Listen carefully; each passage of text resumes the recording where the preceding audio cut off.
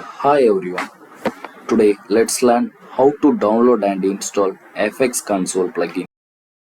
Open Google Chrome and search for FX Console download.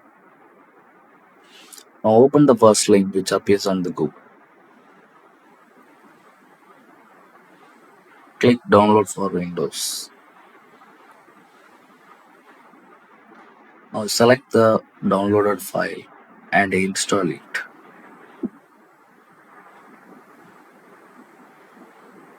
Yeah, that's all.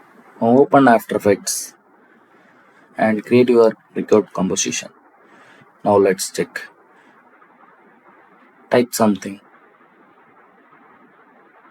and click Ctrl plus space so that the effects console will appears like this.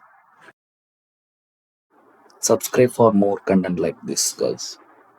Thanks for watching.